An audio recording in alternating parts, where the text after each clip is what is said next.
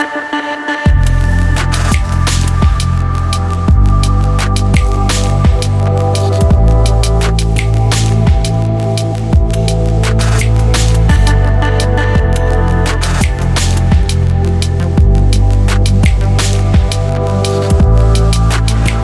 about 1 month ago, I made a video and it was titled something like "Millennials are ruining the motorcycle industry." And that video hit a nerve and it took off to like 72,000 views. It's like one of my #1 viewed videos even after 4 weeks. And I wanted to make a follow-up video because I feel like some of that information based off research was incorrect. And just to clarify that, you know, the millennials that saw the video that were offended, you obviously are into motorcycles, so you shouldn't be offended. It obviously couldn't be applied to all millennials. If that was the case, the motorcycle would indeed be dead in 5 or 10 years. Roll intro.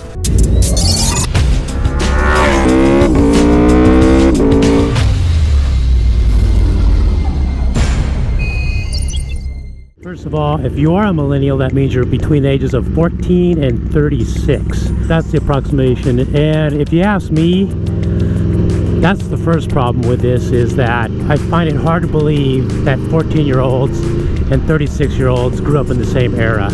Also, guys, don't forget, at the end of each video, I'm doing my scavenger hunt where I go and hide a piece of riding gear or something for you guys to go grab. So stay tuned for that at the end of the video. Basically, what I talked about in that last video, that was information I got off the internet. I was just spreading the message, throwing in a little bit of why I felt that millennials were less into bikes than my generation, which I still believe that.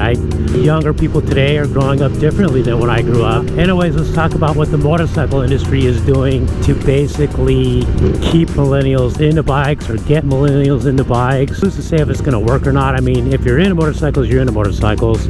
If you're not, you're not. Essentially, there's a rebranding of the motorcycle industry going on right now. You've got Harley-Davidson, which is coming out with some smaller bore bikes, and they're also aiming their advertising at millennials. What exactly that means, I'm not sure. But if you look around, I've noticed, and it's the fact that a lot of these brands are making, you know, it's all about me. Like I was saying, there's a lot of brands that are making bikes that are more appealing to millennials. Look at the explosion of 300cc to 400cc sport bikes. Those things blew up and they're everywhere. Everybody's making one. Honda's released their 500cc Rebel. In essence, there's a lot of bikes that are from the like $4,700 price tag up to around $7,000. The research was done around Harley-Davidson by an investment firm. You know, they were doing it for Harley-Davidson, but they broadened the scope to say that the whole market is hurting. But I could see why millennials aren't leaning toward Harley-Davidson. It's more of a mature brand. It's viewed as a luxury brand. So they're trying real hard to turn that around. But other brands like Triumph, BMW, the Ducati Scrambler, which is kind of a cafe-ish, nostalgic looking bike, that is their #1 selling bike, and it accounted for 28% of their total sales last year. That is huge, people. Even BMW jumped on the bandwagon with their G310R. What did Harley-Davidson come out with? Something like it's the HD Street 500. They did a survey recently, and bikes under 600cc's sales have grown since like 2001, almost 12%. So that may be a sign that, yeah, maybe it's not as bad as we thought. Maybe the industry is not being hurt by millennials. You can compare that to 1000cc bikes, and their sales have only increased somewhere just over 7%. So there's something leading the way for manufacturers to develop smaller cc bikes at a lower cost, and I think part of that is because millennials have less dispensable income. Dude, it's a tough world out there right now, man. To try to buy a house, even to rent a house out here, you're looking at $2,000 to $2,500 at the bottom. You know, the fact is more and more millennials are living at home longer. You know, if I was a millennial and I'm living at home trying to build a life for myself, I'm not gonna go out and buy a motorcycle. I mean, I'm gonna be saving for a house or something, and I'm sure my parents are gonna be like, you bought a motorcycle? When are you getting out?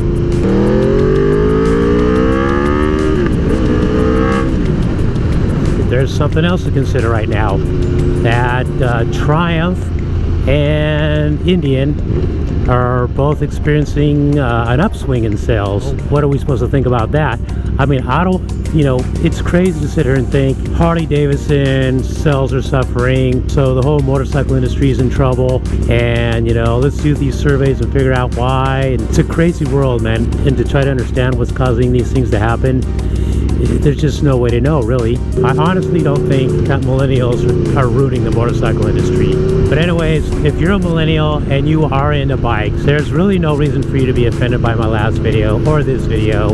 If you're a millennial and you're not into bikes, that's fine too. That's just the way it is. Nobody's saying you're a bad person. Hey, I'm not into football or baseball or any mainstream sports. Does that make me bad? You know, and the weird thing about this survey that this investment firm did for Harley Davidson, you know, they say the millennials are affecting the industry for the next 5 years.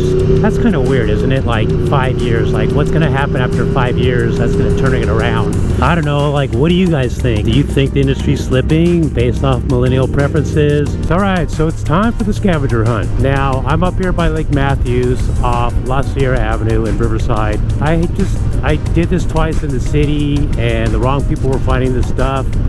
So I figured I just gotta get out of the city and find a remote spot to hide this product. What I'm giving away in today's scavenger hunt is an Icon piece of body armor, retailed at about 130 bucks. This thing is basically brand new. What I'm gonna do is I'm gonna stash it right here across from this sign here at the lake, a landmark.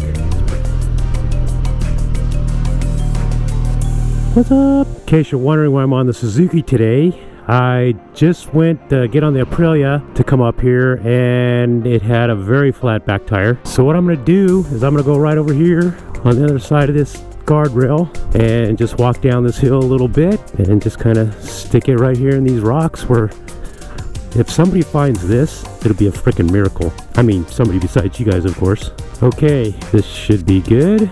Make sure nobody's spying on me. All right, let's get this done. Come get her. Wow, the Suzuki actually looks pretty nice sitting there glistening in the sun. Now don't forget it, guys, if you're the one that gets the products, take a picture of you with the product, send it to me at motopilot6@gmail.com and I will feature you in the next video. Also, if you want to win product, I'm giving away all kinds of good stuff on my Patreon. Bar ends, bike sliders, a cool Speed and Strength moto shirt, and a pair of gloves. So if you want to qualify for that, all you gotta do is go to my Patreon and just do like $1, $3, $5 per video. Would really help me out, and it'll give you a great opportunity to win because there's hardly anybody in there, so the odds of you winning are very high. Anyways, guys, hope you liked the video. Don't forget to subscribe and comment, and I will see you guys in the next video.